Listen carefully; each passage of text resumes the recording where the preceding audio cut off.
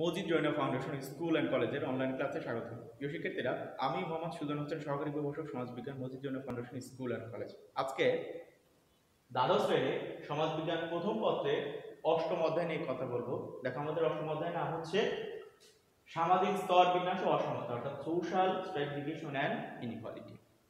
এই অষ্টম অধ্যায়ের উপর এর আগে আমরা একটি ক্লাস নিয়েছিলাম। সেই ক্লাসে আমরা সোশ্যাল স্ট্র্যাটিফিকেশন তথা সামাজিক স্তর বিন্যাসের যে প্রকারভেদগুলো রয়েছে বা সামাজিক স্তর বিন্যাসের যে ধরনগুলো রয়েছে সে বিষয়গুলো নিয়ে আলোচনা করেছিলাম, এবং আমরা আজকের ক্লাসে যেটা আলোচনা করব বলে প্রত্যাশা রেখেছিলাম সেটা হচ্ছে সামাজিক স্তর বিন্যাসের যে তথ্যগুলো রয়েছে, অর্থাৎ বিভিন্ন সমাজ বিজ্ঞানী সামাজিক স্তর বিন্যাস সম্পর্কিত যে থিওরিগুলো প্রয়োগ করেছেন বা প্রদান করেছেন সে বিষয়গুলো আজকে আমরা দেখব।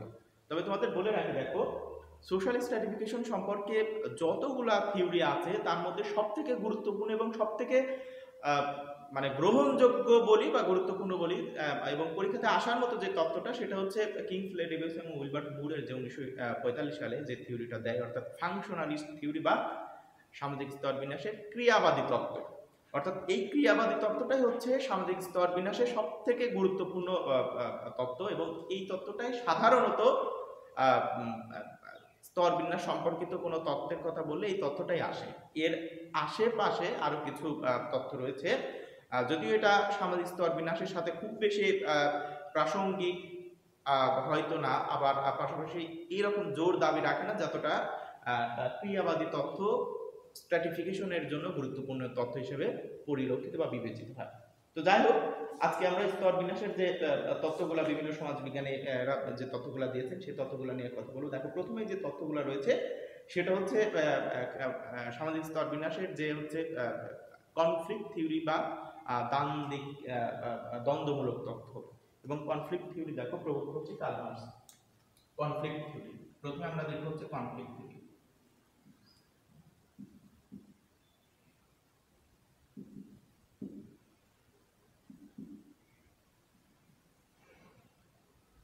কনফ্লিক্ট থিওরি বা দ্বন্দ্বমূলক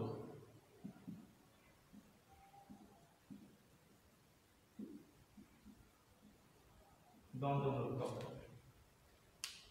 সামাজিক স্তর বিন্যাস সম্পর্কিত যে কয়েকটি তথ্য রয়েছে এর মধ্যে সবথেকে গুরুত্বপূর্ণ তথ্য হচ্ছে ফাংশনালিস্ট থিওরি বা ক্রিয়াবাদী তথ্য, এবং আরেকটা তথ্য হচ্ছে মোটামুটি গুরুত্বপূর্ণ, সেটা হচ্ছে কনফ্লিক্ট থিওরি বা দ্বন্দ্বমূলক তথ্য, এবং কনফ্লিক্ট থিওরির প্রবক্তাই হচ্ছে কার্ল মার্কস।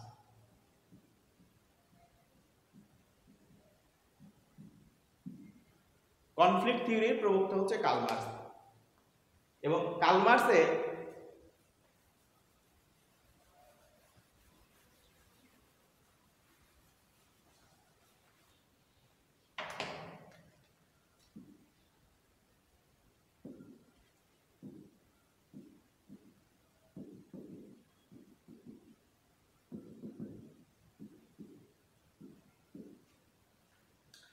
কার্ল মার্কসের সকল আলোচনাই হচ্ছে মূলত কনফ্লিক্ট, অর্থাৎ সকল আলোচনায় দ্বান্দ্বিক বা ক্লাস রিলেটেড।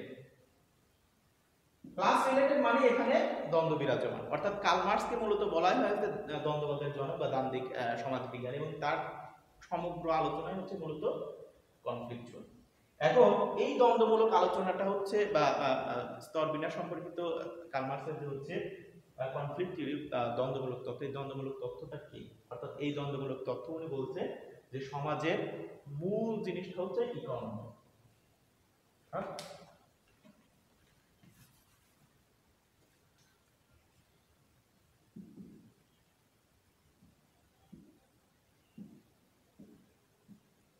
ইকোনমি এটা হচ্ছে সোশ্যাল সমাজের স্ট্রাকচার।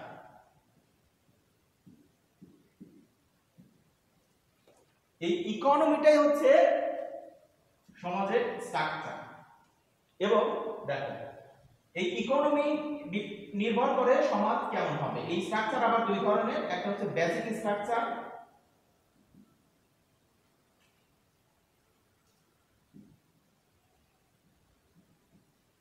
একটা হচ্ছে বেসিক স্ট্রাকচার আর আরেকটা হচ্ছে super structure.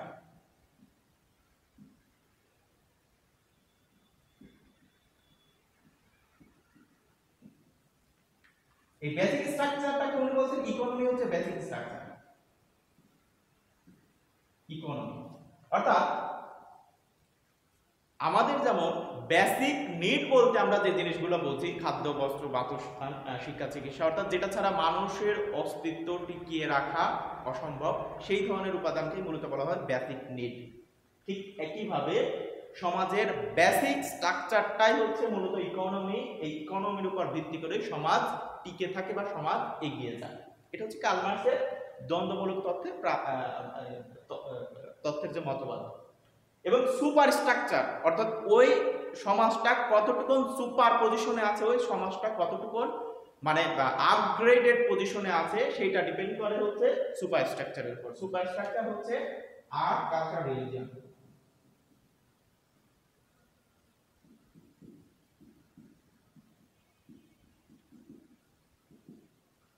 Art, culture, religion সহ আদার্স যে বিষয়গুলো রয়েছে।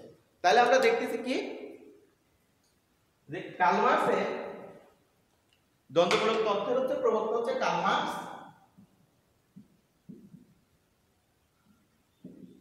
কার্ল মার্ক্সের কনফ্লিক্ট থিওরির বেসিক পয়েন্ট হচ্ছে ইকোনমি বা ইকোনমি অর সোশ্যাল স্ট্রাকচার। অর্থাৎ সোশ্যাল স্ট্রাকচারটাই ডিপেন্ড করে হচ্ছে, দেখো উনি বলছে সোশ্যাল স্ট্রাকচারটাই হচ্ছে তৈরি হয় ইকোনমির উপর ভিত্তি করে। যার কারণে ইকোনমি আর সোশ্যাল স্ট্রাকচার কিন্তু দুটো ক্যাটাগরিতে ভাগ করা, একটা হচ্ছে basic structure, super structure. Basic স্ট্রাকচারটা হচ্ছে ইকোনমি এবং সুপার স্ট্রাকচার হচ্ছে আর্ট, কালচার, রিলিজিয়ন। এই ইকোনমিকে বা বেসিক স্ট্রাকচারকে আবার উনি দেখিয়েছেন। আচ্ছা, আমি এটা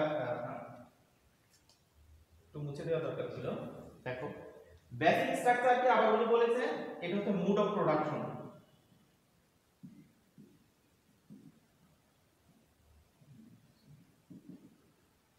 মুড অফ প্রোডাকশন অর্থাৎ এই ইকোনমিটা কোন অবস্থায় প্রডিউস করবে বা কোন অবস্থায় হচ্ছে প্রোডাকশনের ফেজ তৈরি করবে, সেটাকে উনি বলছেন যে এই সুপার স্ট্রাকচারটা আবার যেহেতু ইকোনমি, সেহেতু ইকোনমির প্রোডাকশনটা কি হবে সেটাকে উনি বলছেন যে মুড অফ প্রোডাকশন। এই মুড অফ প্রোডাকশনকে আবার দুইটা ভাগে ভাগ করা হয়েছে। একটা হচ্ছে ফোর্সেস অফ প্রোডাকশন,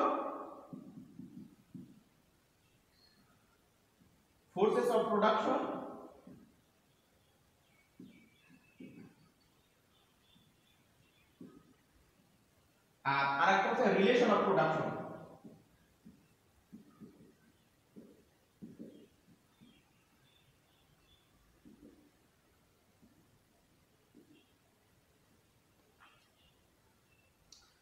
আমি যে ছকটা এখানে বোর্ডে লিখতেছি, এই ছকটা হয়তো তোমাদের বইতে হুবহু নেই, আর যদিও কিছু অংশ আছে সেটা হচ্ছে বাংলাতে দেওয়া আছে। এটা হচ্ছে বাংলা আর ইংলিশ, তোমরা একটু যদি একটু মিলায় নাও তাহলে এটা হচ্ছে মূলত কার্ল মার্ক্সের কনফ্লিক্ট থিওরির যে মূল আলোচনার বিষয়বস্তু, অথবা যে কার্ল মার্ক্স যেই বইতে যে এই কনফ্লিক্ট থিওরিটা আলোচনা করছেন সেই বই থেকে কিন্তু আমি তথ্যটা দিচ্ছি, যার কারণে তথ্যগুলো তো ইংলিশে লেখা হচ্ছে। তাহলে আমরা দেখো, আমরা বলতেছি সোশ্যাল স্ট্রাকচারটা উনি এইভাবে ব্যাখ্যা করেছেন, একটা হচ্ছে basic structure, super structure. Basic structure হচ্ছে ইকোনমি, সুপার স্ট্রাকচার হচ্ছে আর্ট, কালচার, রিলিজিয়ন। এবং এই সুপার বেসিক স্ট্রাকচারটাকে উনি বলছেন যে মুড অফ প্রোডাকশন, অর্থাৎ ওই সমাজের ইকোনমিটার প্রোডাকশন মুড কেমন বা প্রোডাকশনের মুড কেমন, প্রোডাকশনের ধরন কেমন, সেটা আবার ডিপেন্ড করে হচ্ছে দুইটা বিষয়ের উপর। একটা হচ্ছে ফোর্সেস অফ প্রোডাকশন, একটা হচ্ছে relation of production. Forces of production হচ্ছে উৎপাদনের সাথে সম্পৃক্ত কোন বিষয়, রিলেশন অফ প্রোডাকশন হচ্ছে উৎপাদনের সাথে সম্পৃক্ত বিষয়গুলো, আর ফোর্সেস অফ প্রোডাকশন হচ্ছে উৎপাদন প্রক্রিয়াকে কোন বিষয়গুলো হচ্ছে ফোর্স হিসেবে কাজ করে। এখানে দেখো ফোর্সেস অফ প্রোডাকশনের মধ্যে রয়েছে হচ্ছে wage, labour and capital. Wage, labour and capital. যদিও ফোর্সেস অফ প্রোডাকশনকে আবার একটা ভাগে ভাগ করা হয়েছে, এটা হচ্ছে means of production. Forces of প্রোডাকশনকে আবার একটা ভাগে ভাগ করা হয়েছে, যেটাকে বলা হচ্ছে means of production.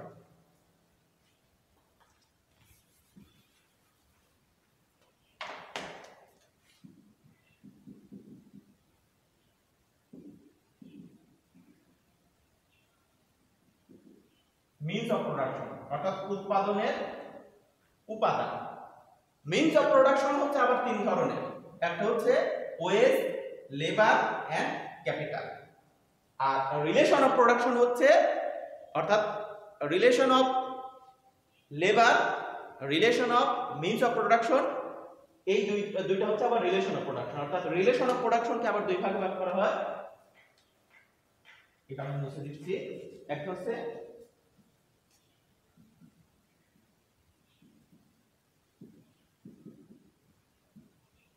Relation of labour আর আরেকটা হচ্ছে relation of means of production.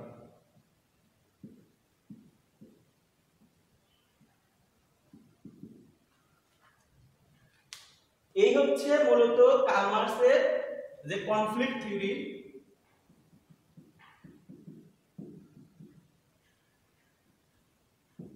Conflict থিওরির মূল ডিজাইন।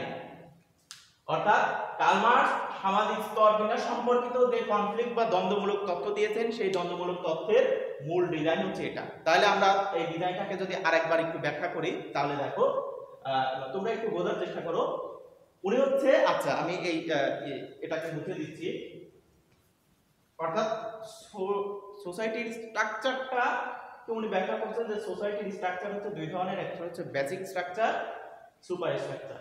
বেসিক স্ট্রাকচারটা হচ্ছে ইকোনমি, সুপার স্ট্রাকচার অর্থাৎ বেসিক স্ট্রাকচার অর্থাৎ যেই বিষয়ের উপর ভিত্তি করে সমাজ টিকে থাকে বা পরিচালিত হয়। সুপার স্ট্রাকচার হচ্ছে টিকে থাকা সমাজ কতটুকু আধুনিক, কতটুকু গতিশীল, কতটুকু উন্নত, সেটা হচ্ছে সুপার স্ট্রাকচার। অর্থাৎ সুপার স্ট্রাকচারের উপাদান হচ্ছে art, culture, religion.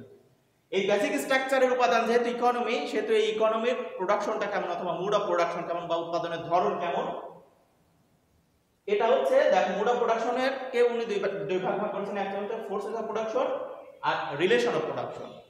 Forces of production হচ্ছে উৎপাদন প্রক্রিয়াকে ত্বরান্বিত করে কোন বিষয়গুলোকে। এই ফোর্সেস অফ প্রোডাকশনকে আবার একটা ভাগে ভাগ করা হয়, বা ফোর্সেস অফ প্রোডাকশনকে আবার যেভাবে দেখানো যায় হচ্ছে means of production. Means of production হচ্ছে আবার তিন ধরনের, বা মিনস অফ প্রোডাকশনের যে উপাদানগুলো রয়েছে অর্থাৎ ওয়েজ, লেবার এন্ড ক্যাপিটাল, এর মাধ্যমে মূলত প্রোডাকশন প্রক্রিয়া সম্পূর্ণ হয়। এর সাথে যেটা রয়েছে relation of production, relation of প্রোডাকশনের সাথে যে দুটো জিনিস সম্পৃক্ত, সেটা হচ্ছে রিলেশন অফ লেবার অর্থাৎ উৎপাদন প্রক্রিয়ার যে ব্যক্তি বর্গ রয়েছে তাদের সাথে উৎপাদনের সম্পর্ক কেমন, এবং relation of means of production অর্থাৎ এই যে বিষয়গুলো রয়েছে এই বিষয়গুলোর সাথে একটার সাথে আরেকটা রিলেশন বা সম্পর্ক বা আন্তঃ সম্পর্ক কেমন, সেই বিষয়গুলো। এবং এইটাই হচ্ছে মূলত কার্ল মার্ক্সের যে হচ্ছে দ্বন্দ্বমূলক তথ্য, এই তথ্যের হচ্ছে মূল ডিজাইন। এখন কথা হচ্ছে এই দ্বন্দ্বটা কিভাবে তৈরি হচ্ছে। এই দ্বন্দ্বটা তৈরি হচ্ছে, দেখো উনি বলছেন এই যে এইভাবে সমাজে কোনো বিষয় তৈরি হয় বা কোনো বস্তু হচ্ছে উৎপাদন হয়। অর্থাৎ উৎপাদন প্রক্রিয়া এই বিষয়গুলা বা এই ধাপগুলা অতিক্রম করার মাধ্যমে কোনো উৎপাদন, আমি যদি বলি এই যে আমি যে মার্কার দিয়ে লিখতেছি, এই মার্কারটাও এই ডিজাইনের মধ্যেই উৎপাদিত হয়েছে, বা আমি যে বোর্ডে লিখতেছি এই বোর্ডটাও এই ডিজাইনের মধ্যেই উৎপাদিত হয়েছে। বলা হচ্ছে এই যে উৎপাদিত বিষয়বস্তু দ্বারা কিভাবে সমাজে কনফ্লিক্ট তৈরি হচ্ছে বা কিভাবে স্ট্র্যাটিফিকেশন তৈরি হচ্ছে। কারণ আমরা জানি যে উৎপাদিত বিষয়বস্তু বর্তমান সমাজ হচ্ছে, বলা হচ্ছে দেখো পুঁজিবাদী সমাজ ব্যবস্থা। ডিজাইনটা আমি মুছে দিচ্ছি। বর্তমান সমাজ হচ্ছে দেখো পুঁজিবাদী সমাজ ব্যবস্থা। এই পুঁজিবাদী সমাজ ব্যবস্থার মূল ভিত্তি হচ্ছে মুনাফা। অর্থাৎ মুনাফা, পুঁজিবাদী সমাজ ব্যবস্থা টিকেই থাকে হচ্ছে মুনাফার উপর। অর্থাৎ কে কত মুনাফা অর্জন করতে পারে বা কার মুনাফা কত বেশি, এবং এই মুনাফা অর্জন করতে গিয়ে এর সাথে সম্পৃক্ত থাকে হচ্ছে মালিক, উৎপাদনের মালিক এবং শ্রমিক।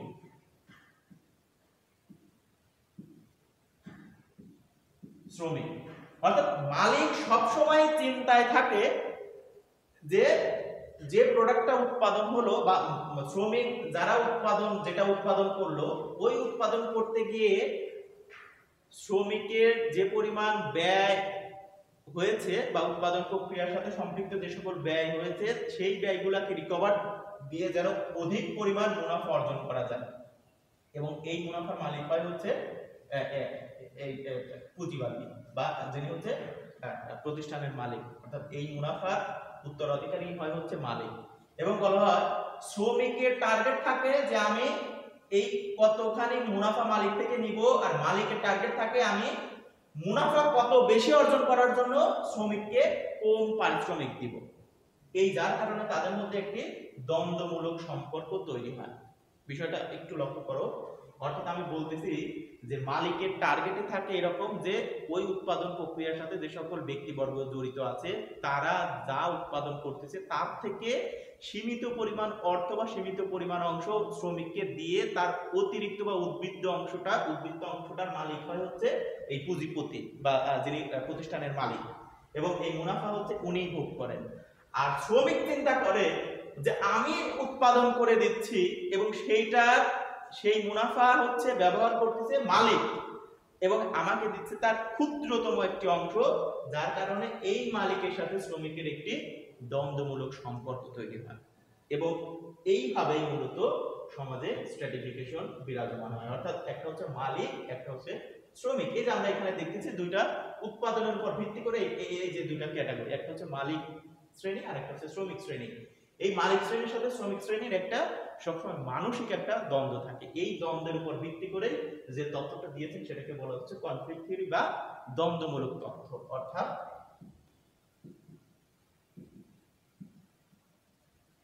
দ্বন্দ্বমূলক তত্ত্ব অর্থাৎ এই যে প্রোডাকশনটা করতেছে, এই প্রোডাকশনের যে সারপ্লাস ভ্যালু বা আমি যদি বলি এই সারপ্লাস ভ্যালু,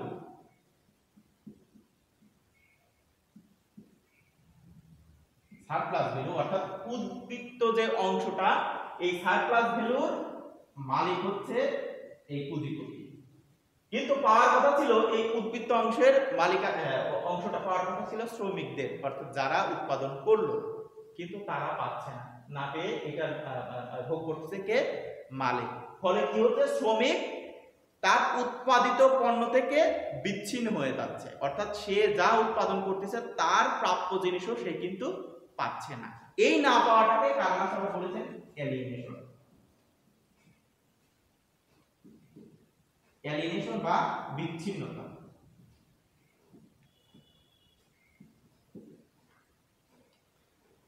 জিনিসটা লক্ষ্য করো, অর্থাৎ এই যে প্রক্রিয়ায় যে প্রোডাকশনটা তৈরি হলো বা যে বস্তুটা প্রডিউস হলো, সেই বস্তু দেখো সেই বস্তু হচ্ছে বিক্রি করে বা সেই বস্তুর থেকে সারপ্লাস ভ্যালু অর্জন করে বা মুনাফা অর্জন করে এটা লাভের অংশটা ভোগ করতেছে হচ্ছে মালিক। কিন্তু শ্রমিক চিন্তা করতেছে যে এটা তো আমি উৎপাদন করছি, সুতরাং এটা আমার একটা লাভের একটা অংশ আসা দরকার ছিল, কিন্তু সেটা ভোগ করতেছে টোটালি মালিক। কারণ পুঁজিপতি সমাজ ব্যবস্থায় এই মুনাফার হচ্ছে অংশীদার হচ্ছে মালিক, যার কারণে শ্রমিক হচ্ছে তার প্রাপ্য বিষয় থেকে বঞ্চিত হচ্ছে বা বিচ্ছিন্ন হচ্ছে বা তার প্রাপ্ত বিষয় সে কিন্তু পাচ্ছে না। এই না পাওয়াটাকে বলা হচ্ছে এলিয়েনেশন বা বিচ্ছিন্নতা বোধ। আর এই যে তার যে উৎপাদিত পণ্য বিক্রি করে ওদের যে মুনাফা অর্জন করলো, সেই মুনাফাটাকে বলা হচ্ছে সারপ্লাস ভ্যালু। অর্থাৎ এই সারপ্লাস ভ্যালু ভোগ করা হচ্ছে ক্যাপিটালিস্ট বা পুঁজিপতি, অর্থাৎ পুঁজিপতি বা মালিক।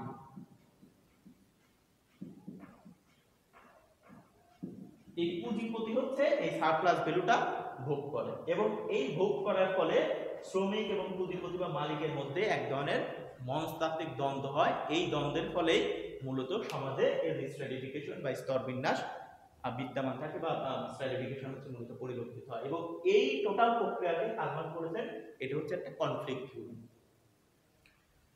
তো এই হচ্ছে মূলত তোমাদের কনফ্লিক্ট থিওরি। দেখো আসলে যদিও আমি আজকে আলোচনা করতে চেয়েছিলাম কি বলে স্ট্র্যাটিফিকেশনের যে হচ্ছে ফাংশনালিস্ট তথা হচ্ছে ক্রিয়াবাদী তত্ত্ব, এবং সবথেকে গুরুত্বপূর্ণ তথ্য হচ্ছে এটা সামাজিক স্তর বিন্যাস সম্পর্কিত, কিন্তু কার্ল মার্কসের তত্ত্বটা হয়তো গুরুত্বহীন নয়, এটাও অনেক সময় পরীক্ষাতে এসে থাকে। আর তোমাদের বইতে তথ্যটা একটু ছোট আকারে দেওয়া আছে, আমি তথ্যটা চেষ্টা করেছি একটু টোটাল, অর্থাৎ কার্ল মার্কস যে তথ্যটা উনি ওনার বইতে ঠিক যেভাবে দিয়েছেন আমি যে নিজে যেভাবে পড়েছিলাম সেইভাবে তথ্যটা দেখানোর চেষ্টা করেছি।